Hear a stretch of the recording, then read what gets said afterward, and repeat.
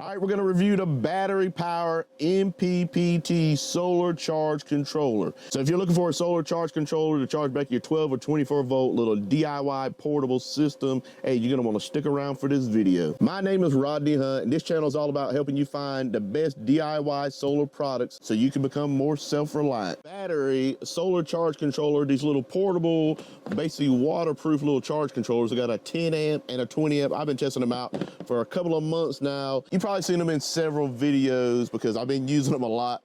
So in a lot of videos, you've probably already seen these little charge controllers. These things are pretty cool. I've been using them with my little portable power station that I built. So I have a video on that as well, messing around with that, doing some testing. So if you got a 12 volt, or if you're using this 20 amp, a 24 volt system, you may be interested in using one of these. You want a smaller charge controller that you can take this, hook a solar panel to, hook it to the battery, and charge the thing back up. All right, so first off, it comes with a little tiny manual. It's a little fold out deal, and it gives you all the specs and tells you everything that the things come with. Each one of them is gonna come with a couple of these little quick connect Andersons. So you see on the end, he's got this little Anderson type quick connects, and you can connect it to whatever you want to.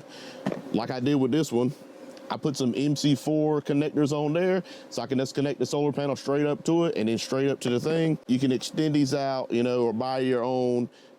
Some cables to hook to your batteries and then splice them into this. So the specs for the bigger one, the 20 amp, basically be used to power a 12 or 24 volt system.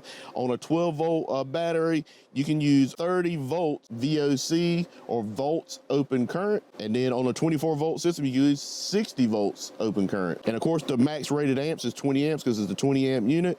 And the max solar input for 12 volts is 300 watts. And for 24 volts, it's 600 watts. So if you got a 200 or 300 watt panel, you know, or a couple of 100 watt panels, you know, this is probably going to work out for you as long as the specs are right and the volts open circuit is still going to be lower than the 30. You're going to be good to go. With the 20 amps, you're going to want to make sure that's good as well. You know, you press the button and the little display will come on, and then you press and hold, and you get into where the battery selection mode. You kind of see how it's flashing right there. So you kind of see how the battery selection is flashing right there. So I can go to gel, AGM, LiPo 4. I'm getting all in my light here. Got gel, AGM, and a LiPo 4 battery. So after you get the selected or LiPo 4 just by mashing the enter button, and then when you want to select, you just hold it down. Hold it down for a couple of seconds, it'll select it. Hold it down for like 3 seconds, it'll select it. And then you got to select 12 or 24 volts. See how the 12 volts is flashing? So select that as well. And then bam, it's good to go. This thing will tell you the temperature in Celsius and in Fahrenheit.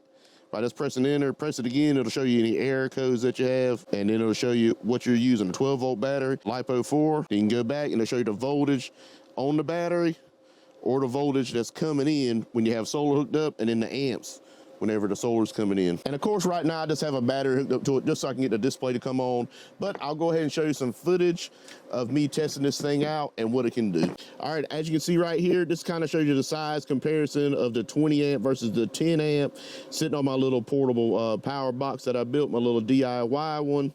All right, and as you can see right here, I got my battery hooked up to it, 13.1 volts, and we're getting ready to hook some solar up to it and show you what that does and what the changes is gonna make.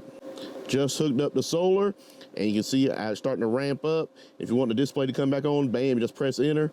Got 13.4 volts coming in at 6.4, 6.5 amps.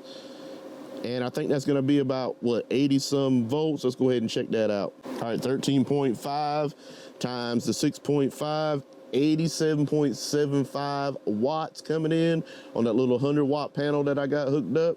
That's pretty good. All right, I'll go ahead and show you the setup I got. I just got a little Bouge RV 100 watt fiberglass panel. Then I got it hooked to my little power box, and you know, got solar coming in. All right, now I'm gonna show you a cool little test I did by shading out the panel with my arm. I have 2 shots in this, so you'll be able to see me shading out the panel, and then I'll be showing what's happening on the charge controller. It's pretty cool how fast, you know, when this thing drops off, when I stick my arm in front of it, and then bam, when I move it, the thing comes right back up. It's pretty cool, so let's go ahead and check it out. All right, went on ahead and got it started. All right, as you can see, got 13.5 volts and 6.3 amps. And watch, I'm gonna stick my arm in front of this thing. See it drop off. Down to 3 amps, bam, move my arm, immediately the thing comes back up to 6.4. Shows you how fast this power point tracking is on this little charge controller. Pretty cool. See, it drops off, bam, move that arm, comes right back up.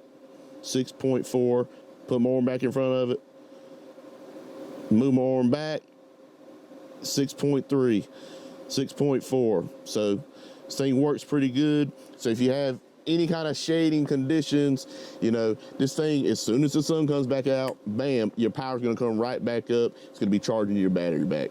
Gonna come with a couple of connectors that you can splice in however you want to use it. And when I was just looking online, I just saw where they now have versions of this that have Bluetooth, so have an app capability. Now, that's the one thing I do wish this thing had.